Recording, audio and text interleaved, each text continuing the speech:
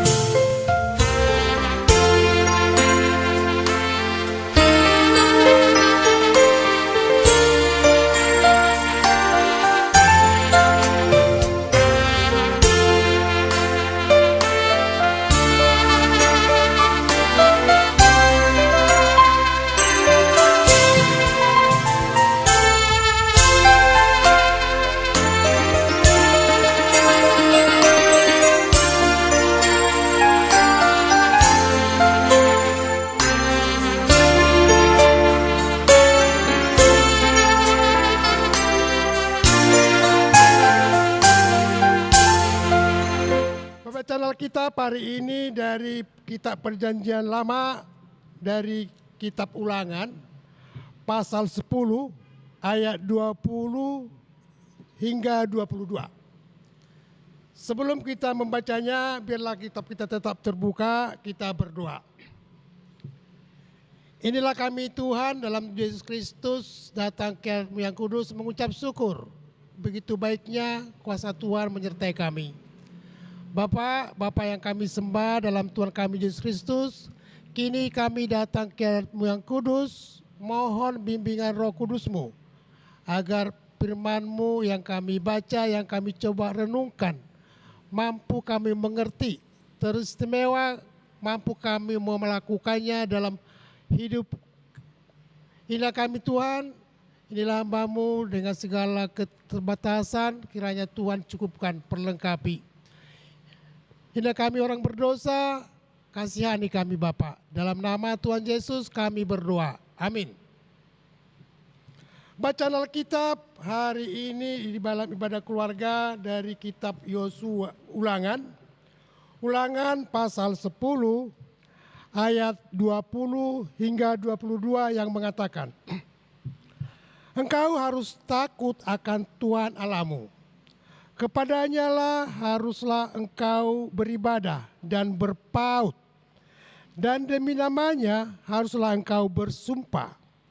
Dialah pokok puji-pujianmu dan dialah Allahmu yang telah melakukan di antaramu perbuatan-perbuatan yang besar dan dahsyat, yang telah kau lihat dengan matamu sendiri. Dengan 70 orang nenek moyangmu pergi ke Mesir, tetapi sekarang ini Tuhan Allahmu telah membuat engkau banyak seperti bintang-bintang di langit. Demikian pembacaan Alkitab, terpujilah Kristus Kepala Gereja. Haleluya. Bapak Ibu yang dikasihi Tuhan Yesus Kristus, Shalom.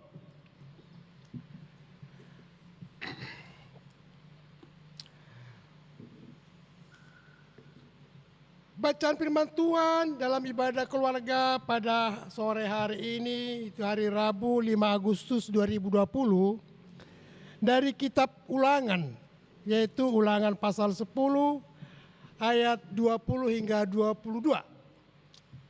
Kitab Ulangan ditulis oleh Nabi Musa yang mengisahkan amanat perpisahan Musa. Amanat perpisahan Musa, yaitu berbentuk perintah, janji-janji Allah, dan peringatan-peringatan praktis yang mengulas kembali dan memperbaharui perjanjian Allah dengan umat pilihannya, yaitu orang-orang Israel. Demi untuk angkatan yang baru dari orang Israel pilihan Allah. Kita mengetahui dalam kitab Keluaran bahwa orang-orang Israel dipimpin oleh Musa dari sejak keluarnya di tanah perbudakan di Mesir, dan juga Musa memimpin orang-orang Israel dalam perjalanan di padang gurun menuju tanah yang dijanjikan Allah, yaitu tanah Kanaan, selama 40 tahun lamanya. Sebelum orang-orang Israel memasuki tanah perjanjian, sebelum mereka memasuki tanah Kanaan yang telah dijanjikan Allah, dan sebelum Musa, kita tahu bagaimana Musa setelah mati diganti oleh Yosua. Di sini Musa masih hidup, dan sebelum ia menyerahkan tampuk pimpinannya kepada Yosua, Musa terlebih dahulu untuk mengingat dan menasihati dan mengarahkan pikiran dan iman kepada orang-orang Israel angkatan yang baru, generasi kedua dari tanah Mesir. Dan seluruh orang-orang lain melewati padang gurun dan memasuki tanah perjanjian.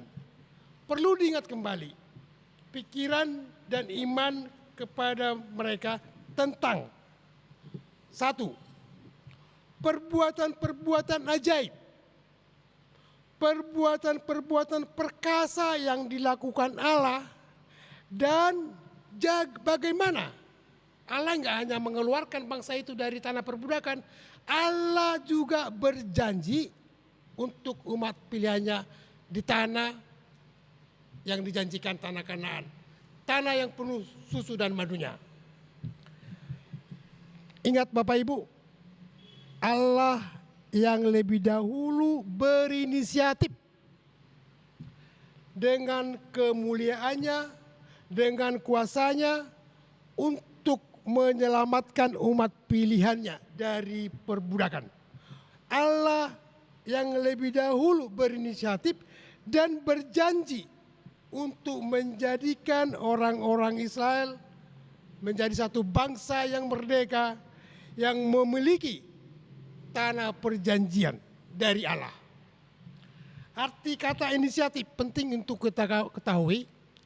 Inisiatif dari Allah yaitu titik awal, langkah awal, dan langkah seterusnya dalam keselamatan dari Allah.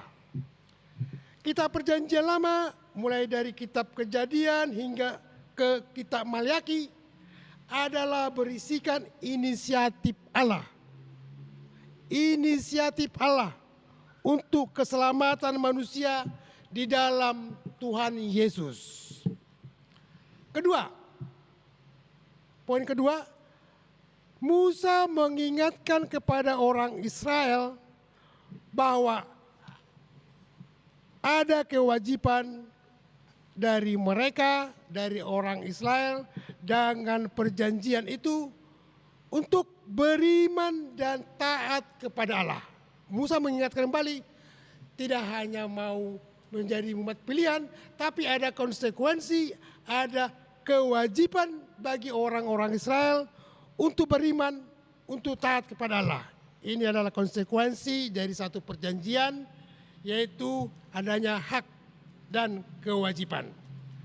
Poin ketiga terakhir, Musa juga mengingatkan kepada orang-orang Israel untuk menyerahkan diri dalam takut kepada Tuhan. Kewajiban beriman tidak hanya beriman, tetapi lebih dalam lagi takut akan Tuhan yang dalam hidup di dalam kehendak Tuhan berpaut. Itu tadi katakan berpaut kepada Tuhan, yaitu menjadi orang yang mengasihi dan menghormati Tuhan dengan segenap hati, jiwa, dan kekuatan mereka. Ini yang dimaksud Tuhan, yaitu berpaut, menyatu dengan Tuhan.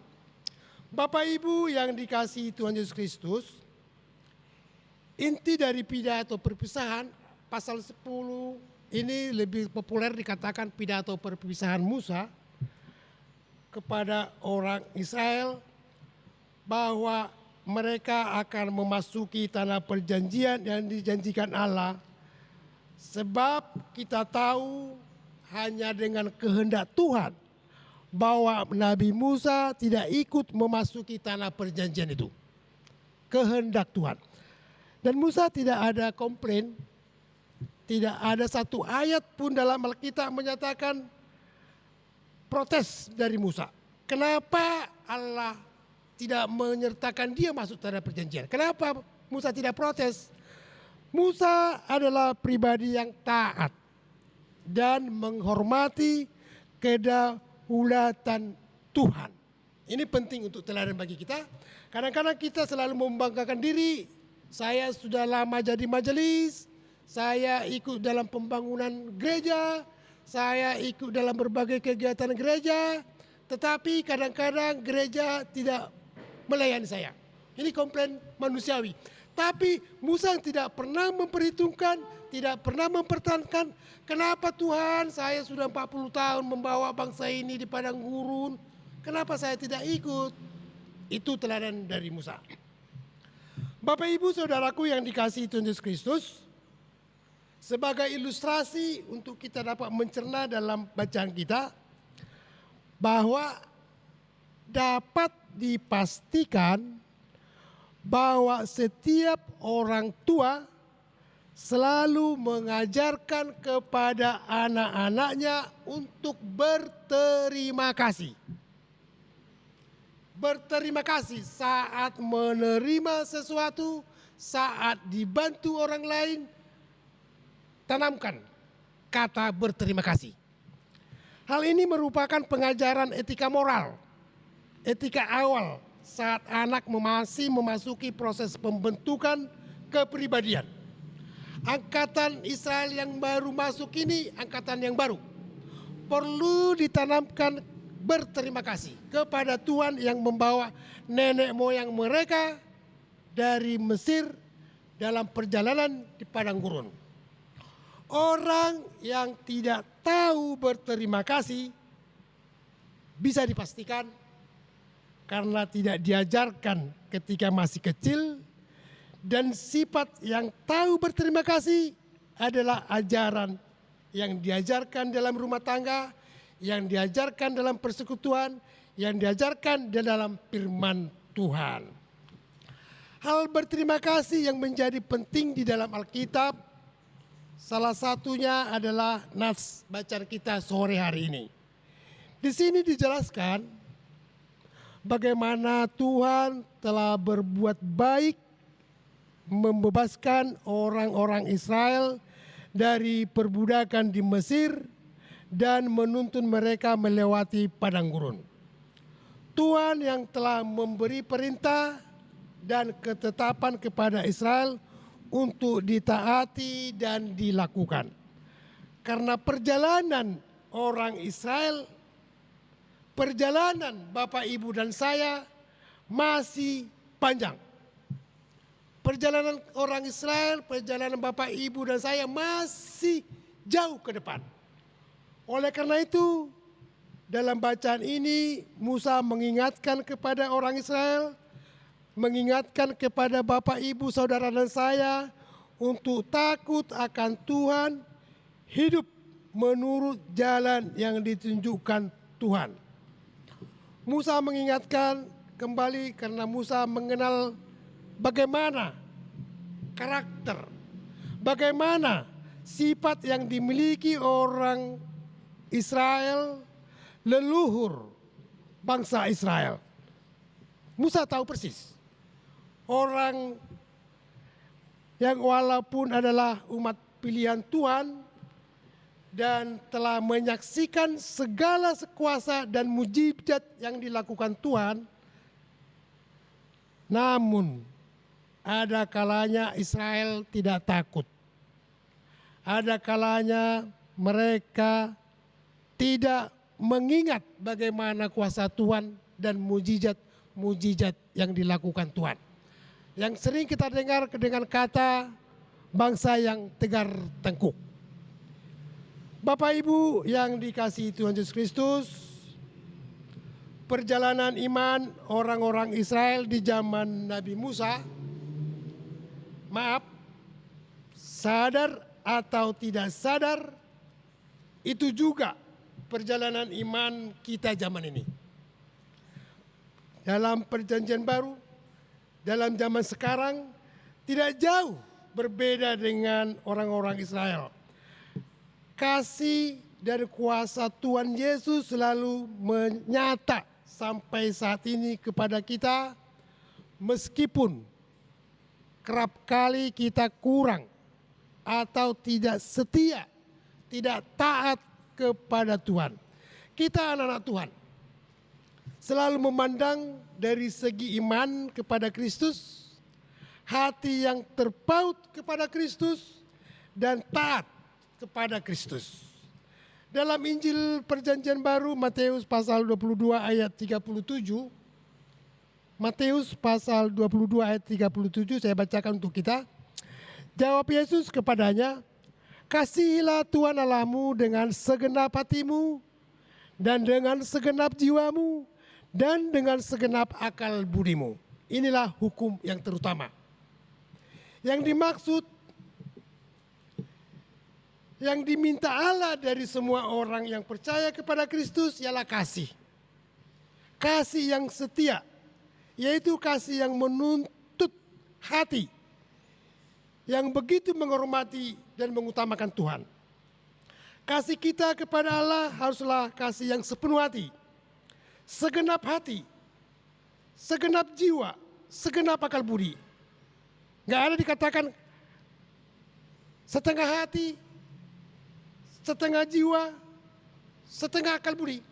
Sebab Tuhan Yesus tidak pernah memberikan hal-hal yang setengah untuk umatnya. Tuhan Yesus tidak pernah memberi setengah dari hidupnya. Tuhan Yesus mengasihi dan menyelamatkan orang, menyelamatkan Bapak, Ibu, dan saya dengan beriman teguh, melakukan sepenuh hati, melakukan sepenuh jiwa, bahkan merelakan diserahkannya nyawanya untuk keselamatan kita. Kiranya Tuhan Yesus dalam bimbingan Roh Kudus memampukan kita dalam menjalani hidup ini untuk mengasihi Tuhan dan mengasihi sesama, dan memampukan kita selalu dalam hidup takut akan Tuhan. Tuhan Yesus memberkati kita. Amin. Kita panjatkan sapat kita berdoa. Hanya kepadamu Bapa dalam Tuhan kami Yesus Kristus kami mengucap syukur. Hanya kepadamu kami Tuhan menyerahkan hidup kami. Teristimewa kiranya kuasa Roh Kudus-Mu yang membimbing kami, dapat kami mengerti akan firman yang baru kami baca, yang kami coba renungkan. Mampukan kami hidup berpaut kepada Tuhan dalam seluruh hidup kami. Mampukan kami hanya berserah dan sepenuh hati kepada-Mu Tuhan. Inilah kami Tuhan dalam segala pergumulan hidup kami, pergumulan persekutuan kami berserah kepada Tuhan. Berkati gereja-gereja-Mu, khususnya GPIB Sola Gracia di tempat ini.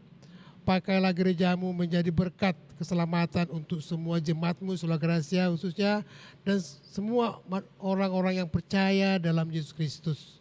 Berkati semua presbiter dan keluarga, seluruh jemaat-Mu di Sola Gracia, pengurus-pengurus Pelkat, semua yang berperan dalam pelayanan dan kesaksian di jemaat-Mu Sola Gracia. Kami berdoa untuk negara kami, biarlah hikmat dari Tuhan menyertai kelak dapat mereka dengan fokus untuk menjalankan tugas pemerintahan dari Bapak Presiden hingga aparatur paling rendah. Hikmat dari Tuhan memberi kami kuasa, memberi mereka kuasa agar mereka menjadi teladan, menjadi panutan di dalam pekerjaan pelayanan mereka Tuhan.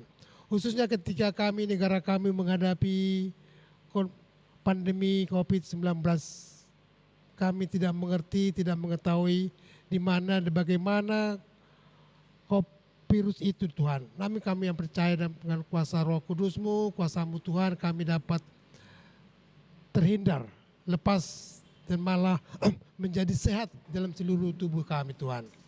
Ini kami Tuhan berdoa untuk seluruh kehidupan kami pribadi lepas pribadi, keluarga lepas keluarga.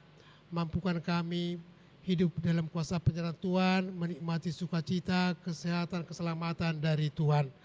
Berkati kami Tuhan, kasihani kami Bapa. Dengarlah Bapa doa permohonan kami yang jauh dari sempurna, yang kami alaskan hanya di dalam nama Tuhan Yesus Kristus yang telah mengajar kami berdoa. Bapa kami yang di sorga, dikuduskanlah namamu, datanglah kerajaan-Mu, jadilah kehendak-Mu di bumi seperti di sorga. Berilah kami pada hari ini makanan kami yang secukupnya, dan ampunilah kami akan segala kesalahan kami, seperti kami juga mengampuni orang bersalah pada kami. Dan janganlah membawa kami ke dalam pencobaan, tapi lepaslah daripada yang jahat. Karena Engkau yang punya kerajaan dan kuasa dan kemuliaan sampai selama-lamanya. Amin. Bapak, Ibu, Saudara yang dikasihi Tuhan Yesus Kristus, mari berdiri. Hadapilah tantangan dan terus berjuang untuk mewujudkan kasih dan keadilan Tuhan di tengah-tengah masyarakat. Yakinlah bahwa Tuhan setia pada janjinya, tetap memberkati dan menyertai umat-Nya.